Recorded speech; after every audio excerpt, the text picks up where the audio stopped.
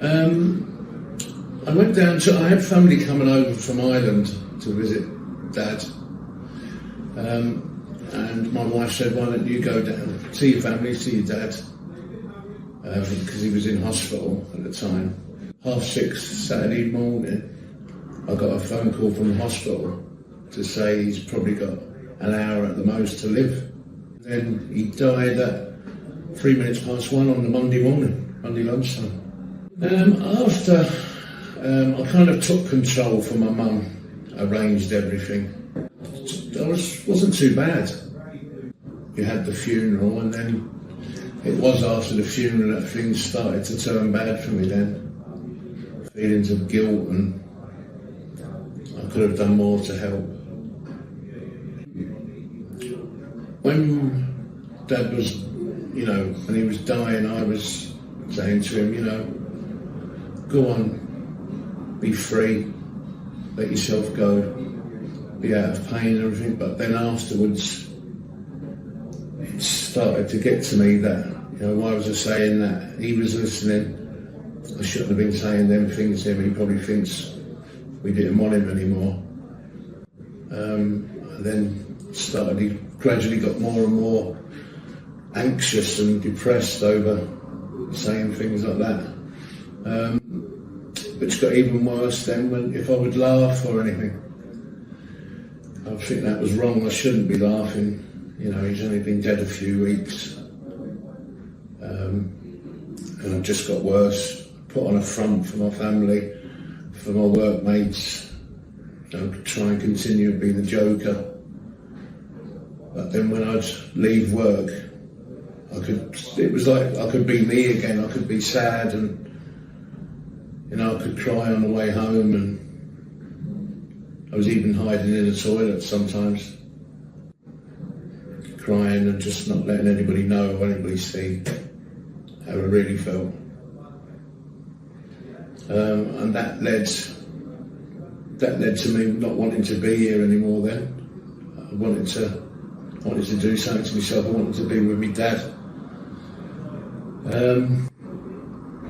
To points where I just didn't care anymore. If I had an accident, I wasn't bothered. I would drive excessive speeds. I just wasn't bothered if anything happened. It was quite apparent I wasn't my normal self. Very withdrawn when I got home. Because I was tired, I was, acting normal Kev at work. But I wasn't the same at home. Didn't want to do anything. And then, unfortunately, the kids overheard me and my wife talking. And the following day I got a message from my eldest daughter.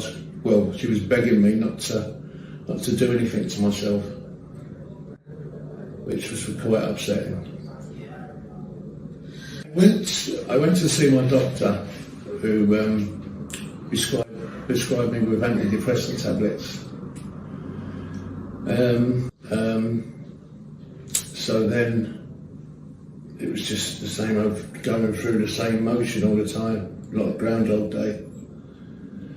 Until it got to a point where I had to approach Laing O'Rourke, because I was getting worse and worse, if anything, instead of better. So I was actually in Bicester. I was stood on the bridge and was there for about an hour wondering, should I say anything? I'm going to lose my job if I say something. People think I'm stupid. So in the end I approached the safety officer and asked him, I need help, I need it now. And he put me in contact with the office manager. She sent for me up to the office straight away. The first thing she done was assure me my job was safe, and got me the help I wanted. She spoke to me, put me in contact with Care First. So Lang have arranged counselling sessions. I was allowed to have time to go and have these appointments. go and sit in the car or somewhere quiet. And it started to be a real eye-opener, what the people were saying to me. And knowing that I wasn't going to lose my job or anything, how supportive Laing O'Rourke were, it made it easier for me to open up and get things off my chest and tell the real story so people could help me properly. I think of happy times, not always the sad, why has he gone, why has he left us? I think about times we had together. If we went for a drink or we went to the races, or funny stories he told. I watch a lot of films.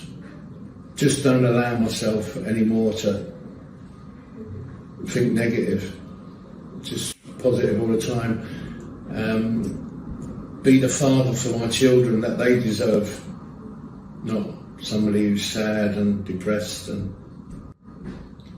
live Dad's life on in me.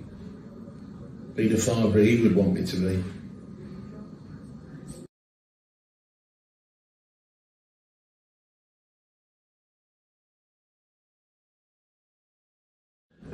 I have previously spoke up, and a couple of colleagues, not to me personally, but spoke of issues they were having, which I thought was fantastic. Just me speaking helped them. So with my struggles, I thought I could see signs and I could, advise people. It's not always dark out there. There is hope, and so I've become a mental health champion. So if I can help one more person, it's worth telling my story. You're not on your own. It can work out. Just don't keep it bottled up. Speak to someone, whether it's a partner, whether it's somebody at work, somebody in the office. There's always somebody who's going to listen, and there is always a brighter outlook.